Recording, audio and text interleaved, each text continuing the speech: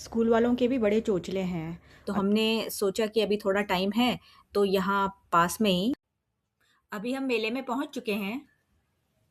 जिस टाइम हम मेले में पहुंचे थे उस टाइम पे मेला बस खुल ही रहा था। पूरा सोसाइटी का मैनेजमेंट का जो कॉन्ट्रैक्ट होता है ना, वो एक एजेंसी को दे दिया जाता है। Hello everyone, how are you all? I hope आप सब लोग अच्छे होंगे and I am also good. आज फिर से एक नया दिन है और आज मुझे जाना है अपनी बेटी के स्कूल। इसके स्कूल में मीटिंग है। जो पीरियोडिक असेसमेंट होते हैं ना, जैसे कि साल में 2 बार जो टेस्ट होते हैं, उसी के लिए मीटिंग इन्होंने रखी है स्कूल वालों ने। तो वो मुझे अटेंड करनी है। तो मैंने यहाँ बेड पे अपने कपड़े निकाल के रखे हैं, ये मैं पहन के जाऊँगी। मेरी डॉटर तो स्कूल ड्रेस पहनेगी अपनी और मैं ये कपड़े पहन के जाऊँगी। तो चलते हैं फिर। स्कूल वालों के भी बड़े चोचले हैं। अभी जिस स्कूल में मेरी डॉटर पढ़ती है उसमें तो बहुत ज़्यादा ये मीटिंग में नहीं बुलाते हैं। हमको साल में 3-4 बार ही जाना पड़ता है। 2 बार पीरियोडिक असेसमेंट के लिए और एक बार हाफ ईयरली और एक बार फाइनल के लिए। पर पहले जैसे हम हैदराबाद में रहते थे, वहाँ तो ऐसा लगता था कि हर महीने ही हमें मीटिंग में बुलाते थे वो लोग। मतलब कि टेस्ट हुआ तो मीटिंग है, हाफ ईयरली है तो मीटिंग है, और कुछ इवेंट है तो मीटिंग है। मैं तो जा जा के परेशान हो जाती थी। पर अभी यहाँ कैलकाटा में, जहाँ मेरी डॉटर पढ़ रही है, इस स्कूल में इतना नहीं बुलाते हैं। बस 3-4 बार ही साल में जाना पड़ता है। हम अब मीटिंग में जाने के लिए बाहर निकल चुके हैं और मेरी डॉटर का जो स्कूल है ना, वो ज़्यादा दूर तो है नहीं, पास में ही है। तो बस 5 या 10 मिनट मुझे यहाँ से लगे थे हम लोगों को स्कूल पहुँचने में। ये एरिया वैसे तो बहुत ज़्यादा रश वाला नहीं है, लेकिन अब यहाँ का जो ट्रैफिक मैनेजमेंट है ना, सही कहूँ तो मुझे तो समझ में आया नहीं। यहाँ एक तरफ से एक वे बना रखा है जहाँ से गाड़ियों के जाने के लिए है और सामने से गाड़ियाँ आ भी रही हैं। फिर बीच में पुलिस बैरिकेडिंग लगा देती है। तो कभी किधर से रास्ता बंद कर देती है, कभी किधर से रास्ता बंद कर देती है। थोड़ा-सा अनसेफ भी लगता है, क्योंकि जैसे सामने से गाड़ियाँ आ रही हैं, हम लोग इधर से जा रहे हैं और अगर कोई बहुत ज़्यादा स्पीड में हो तो थोड़ा अनकंफर्टेबल लगता है, डर सा लगता है कि कहीं टक्कर ना लग जाए, थोड़ा-सा टक ना जाए गाड़ी में। और इस तरह का मैनेजमेंट सिर्फ़ यही नहीं कि आपको यहाँ पे न्यू टाउन में देखने को मिलेगा, ये मैंने मेन सिटी में भी ऐसे ही देखा है। ट्रैफ़िक मैनेजमेंट कैलकाटा का सही बताऊँ तो मुझे बिल्कुल भी समझ में नहीं आया है, क्योंकि मैं बाकी और सिटीज़ में भी रह चुकी हूँ, जैसे कि पूना, हैदराबाद और दिल्ली। वहाँ तो मुझे सब कुछ मैनेज ही लगता है ऑलमोस्ट, कि भई ठीक तरह से मैनेज किया हुआ है, लेकिन यहाँ कलकत्ता में पता नहीं रोड्स और इनके जो वेज़ हैं ना, ये समझ में नहीं आते हैं। वैसे ये अपार्टमेंट का व्यू जो है ना, ये देखने में काफ़ी अच्छा आता है। ये जो रोड है, ये न्यूली कंस्ट्रक्टेड रोड है, जहाँ से गाड़ियाँ आती और जाती दिख रही हैं। ऐसे ही रोड लेफ्ट हैंड साइड पर भी है और यहाँ पे अभी कुछ अपार्टमेंट्स जो हैं, वो अभी तक बन ही रहे हैं, पूरे बने नहीं हैं।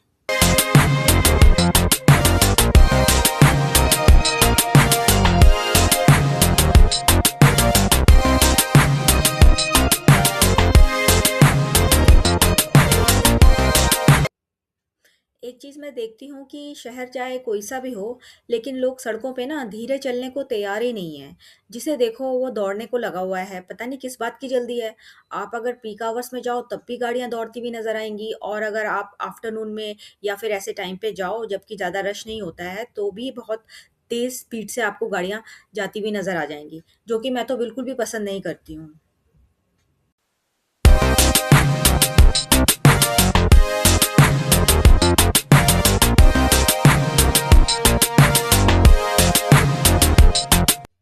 चलो जी, पहुँच गए मेरी बेटी के स्कूल। ये ट्री के पीछे जो बिल्डिंग दिख रही है ना थोड़ी-सी, ये मेरी बेटी का स्कूल है और मैं मीटिंग में होके आती हूँ, फिर आपसे बात करती हूँ।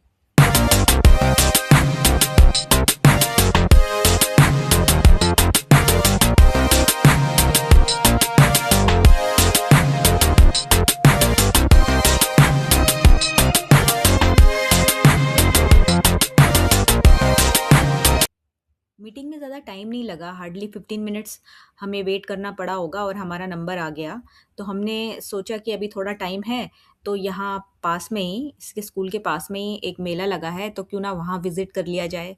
तो मीटिंग ख़त्म होने के बाद हम लोग उधर चले गए थे। स्कूल के अंदर के विजुअल्स मैं आपको दिखा नहीं पाई, क्योंकि वो एक रिस्ट्रिक्टेड एरिया जैसे रहता है स्कूल, वहाँ पे तो रिकॉर्ड नहीं कर सकते हैं ना, तो इसलिए मैंने रिकॉर्ड नहीं किया। अब हम ये मेले की तरफ जा रहे हैं।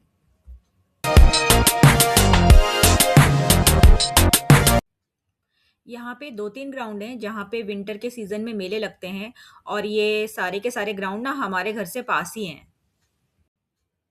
ये बात मुझे बहुत अच्छी लगती है, नहीं तो क्या होता है कि कोई इवेंट होता है, कोई फेयर होता है, तो उसे देखने के लिए दूर जाना पड़ता है और दूर जाने के लिए हम लोग इंटरेस्टेड भी रहते हैं। पर ये पास होने की वजह से ये एक एडवांटेज है कि जल्दी से मैं पहुँच जाती हूँ। अभी तो दोपहर का वक़्त है, तो ये काफ़ी खाली-खाली दिख रहा है ये एरिया। यहाँ पे लेफ्ट हैंड साइड पे अपार्टमेंट्स बनी हैं और राइट हैंड साइड पे जो है ना, वो मेन रोड है और राइट हैंड साइड पे यहाँ पे कुछ बड़े-बड़े शॉप्स हैं, जैसे कि क्रोमा हो गया, शॉपर्स स्टॉप हो गया, वो सब है। लेकिन ये जो लेफ्ट हैंड साइड में यहाँ पे जो मेला ग्राउंड है, जिसमें ये मेला लगा हुआ है, जब इवनिंग का टाइम रहता है ना, तो यहाँ काफ़ी रश रहता है। ये जो लेफ्ट और राइट हैंड साइड वाला एरिया है ना, ये पूरा पार्किंग का एरिया बन जाता है। यहाँ पे गाड़ियाँ पार्क हो जाती हैं और बिल्कुल भी गाड़ी खड़ी करने की जगह नहीं मिलती। बहुत ज़्यादा फाइट रहती है, क्योंकि अभी ये आफ्टरनून का वक़्त है, अभी इस टाइम पे मेला शुरू ही हुआ होगा, तो इसीलिए यहाँ पे भीड़ नहीं दिखाई दे रही है। जब हमने न्यू टाउन में नया-नया शिफ्ट किया था ना, तो यहाँ पे पार्किंग के चार्जेस नहीं लगते थे। कुछ जगहों पे नहीं लगते थे। अब जैसे ये मेला ग्राउंड है, यहाँ पे मेला लगा हुआ है, तो आस-पास गाड़ियाँ आएँगी, वो पार्क होंगी। तो अब यहाँ पे पार्किंग के चार्जेस भी इन लोगों ने लगाने शुरू कर दिए हैं और अच्छा खासा चार्ज लेते हैं जब मेला या कुछ इवेंट होता है तो। और वैसे तो कोई चार्ज लेते नहीं थे पहले। नॉर्मली ₹50 का चार्ज देना पड़ता है, लेकिन कभी-कभी ना ये लोग ₹100 भी माँगने लग जाते हैं, तो इनसे थोड़ा-सा आर्ग्यू करना पड़ता है।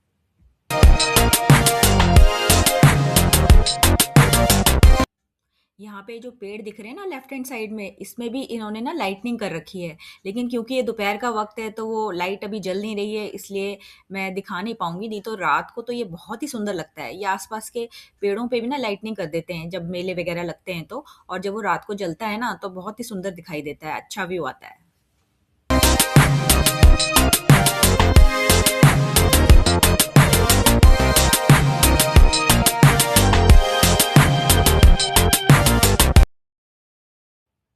अभी हम मेले में पहुँच चुके हैं।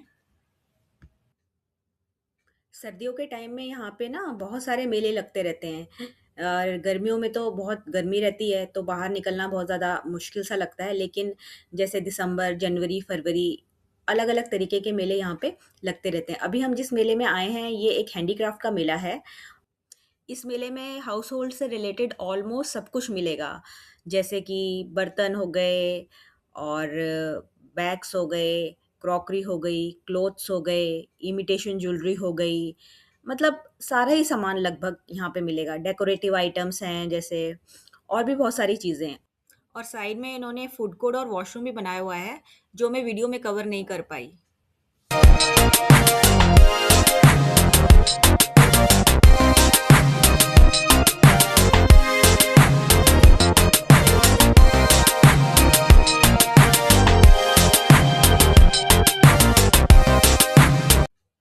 अलग-अलग स्टेट से यहाँ पे वेंडर्स आते हैं और अपना शॉप लगाते हैं, जैसे कि मध्य प्रदेश हो गया, पंजाब हो गया, राजस्थान हो गया। आप ये विजुअल्स में देख भी सकते हैं। ये छोटे-छोटे जो शॉप्स के काउंटर बने हैं ना, इसके ऊपर इनकी स्टेट्स का नाम लिखा रहता है और जो भी इनका स्टेट का फ़ेमस होता है, वो यहाँ पर आके ये मेले में लगाते हैं।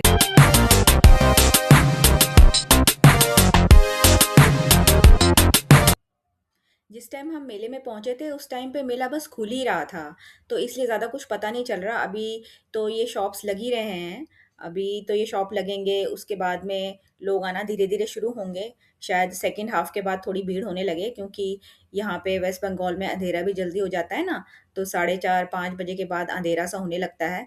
तो उसके बाद शाम को इवनिंग में इसका व्यू काफ़ी अच्छा आता है, क्योंकि हम लोगों को तो मीटिंग में जाना था और ये पास में ही था, इसलिए हम लोग इधर आ गए हैं। और जब हम इधर आए तो मेरी बेटी को अपनी एक फ्रेंड भी मिल गई।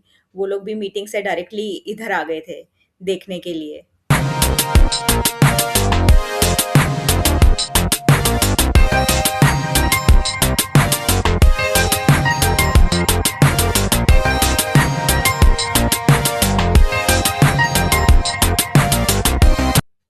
कुछ-कुछ शॉप्स तो खुल गई हैं, लेकिन भीड़ बिल्कुल भी नहीं नज़र आ रही है इस वक़्त, क्योंकि मेला नॉर्मली इवनिंग में ही लोग ज़्यादा एन्जॉय करना पसंद करते हैं।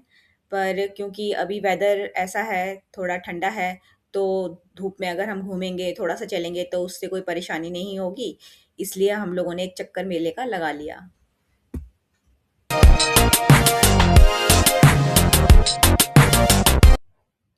यहाँ पे बच्चों के खेलने के लिए एक सेपरेट एरिया भी बना रखा है, लेकिन अभी तो यहाँ पे बच्चे दिखाई नहीं देंगे क्योंकि अभी तो बस ये झाड़ू ही लग रही है, सफाई ही चल रही है और शाम को भीड़ रहेगी। मेले में तकरीबन आधा घंटा घूमने के बाद हम वापस घर आ गए थे। सब कुछ यहाँ पर पास-पास ही है। मेरी बेटी का स्कूल जैसे कि मैंने बताया पास में ही है, उसके पास में ही ये मेला था। मैं इसीलिए वहाँ चली भी गई थी कि थोड़ा टाइम पास हो जाएगा। ये जो अपार्टमेंट्स लेफ्ट और राइट हैंड साइड पे नज़र आ रहे हैं ना, इनको कोऑपरेटिव सोसाइटी बोला जाता है यहाँ पे कोलकाता में। और ये साइज़ में थोड़े छोटे रहते हैं, 4-5 फ्लोर के रहते हैं। मैंने पहले भी बताया था कि यहाँ पे रेंट थोड़ा चीप मिल जाता है, लेकिन एक प्रॉब्लम ये आती है कि यहाँ पे आपको हर चीज़ के लिए वॉचमैन पे डिपेंड करना पड़ेगा, क्योंकि ये जो है वॉचमैन ही आपको बताएगा, कुछ अगर ख़राब हो जाता है तो प्लम्बर, इलेक्ट्रिसिटी वही प्रोवाइड करेगा, अदरवाइज़ आपको इधर-उधर भटकना पड़ेगा। गेटेड सोसाइटीज़ में ज़्यादा परेशानी नहीं आती है क्योंकि वहाँ पे जो पूरा सोसाइटी का मैनेजमेंट का जो कॉन्ट्रैक्ट होता है ना, वो एक एजेंसी को दे दिया जाता है। तो वही एजेंसी के जो वर्कर्स होते हैं, वही सोसाइटी में सारा काम मैनेज करते हैं, देखते हैं। तो बस एक बार मेंटेनेंस ऑफ़िस में कॉल कर देने से आपको प्लम्बर, इलेक्ट्रिशियन ये सब प्रोवाइड कर देते हैं। और ये सर्विस भी उनकी 24/7 रहती है, मतलब पूरे वीक में ये अवेलेबल रहते हैं। कुछ ना कुछ इलेक्ट्रिशियंस हो गए या फिर प्लम्बर हो गए या जिस भी चीज़ की ज़रूरत हो, तो उसमें दिक्कत नहीं आती है। ऐसा सिस्टम उन लोगों के लिए ठीक है जो कि रेंट पे रह रहे हैं, क्योंकि क्या होता है ना कि जॉब के साथ में इतना टाइम नहीं होता है कि कहीं पर प्लम्बर, इलेक्ट्रिशियन और ये सब ढूँढें और फिर अलग-अलग सिटीज़ में रहना पड़ता है, तो हर जगह की सिटी के बारे में जानकारी हासिल करना उतना आसान भी नहीं होता। तो बस फ्रेंड्स मैं पहुंच गई हूँ घर। आज के वीडियो में इतना ही। मैं मिलूंगी आपसे अपने एक नए वीडियो में। तब तक के लिए bye bye, take care. Video पसंद आया हो तो लाइक शेयर और सब्सक्राइब करें।